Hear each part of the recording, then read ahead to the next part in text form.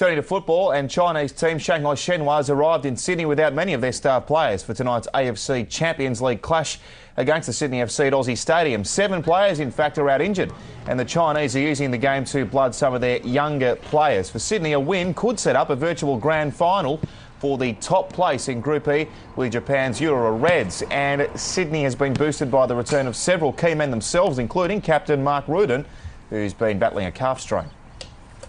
It's going okay. Obviously, I haven't trained since the last game against Persic. Yesterday I had my first full session, albeit about 45 minutes, and today I've trained fully. Probably the luxury that we've had is that we've got 2 weeks in between all the games, so it's given him enough time to get over that one.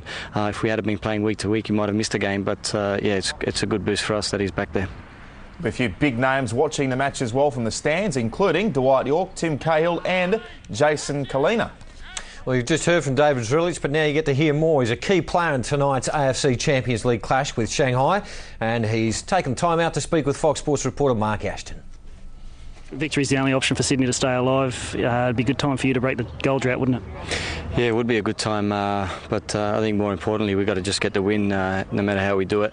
We've been playing well, and obviously it's a bit of a interesting game to come up against a Chinese team who have nothing to really play for, but sometimes that can be quite dangerous because you know, they've got no pressure on them. They know that they've got nothing to play for. They're probably concentrating on their league, and sometimes they can be very relaxed. I think the important thing is we've got to make sure that we're on top of our game and we play the way we can play, and if we do, I don't think we'll have any problems. Now, Shanghai came into the tournament as one of the big guns, and as you said, they haven't got nothing to play for. They haven't won a game. They're still dangerous though, aren't they? Well, they are very dangerous, and I think the first game that we played against them, it was a good time for us because they were just you know, gelling 2 teams together, so there was a lot of uncertainty in their camp. A lot of players who normally would have been playing regularly probably had lost their spot, so there was probably a lot of problems in their side at that time. And obviously for us it was a good you know, we had to get over a bad season, and I think we did it in a great way. But now it's a different story altogether. They're coming off probably in a disappointing season. They've got a lot to prove, and they've got no pressure on them this time, so it's going to be an interesting encounter. Now, there's up to 7 players that haven't made the trip. That could probably work in your favour, but the enthusiasm the new people will bring into the team will be a danger too, won't it?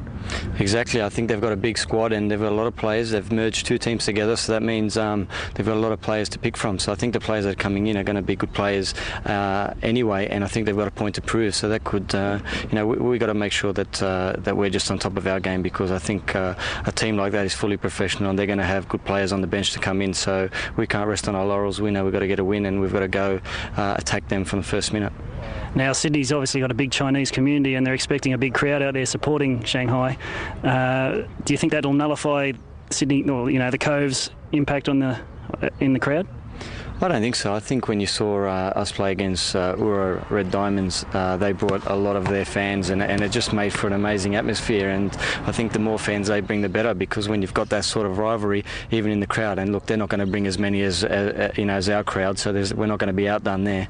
But I just think it's important that we get a good atmosphere. Whenever you play in front of big crowds and big atmosphere, it always makes for a better game, and the players get pumped up even more. And you know, you're motivated anyway. But I think it just adds that extra dimension. And I think that you know, it's good that we're playing in Asia, because it does bring out these close neighbours and a lot of crowd that we probably wouldn't have got otherwise. So it's going to be interesting. Hopefully they bring a crowd like the Japanese did.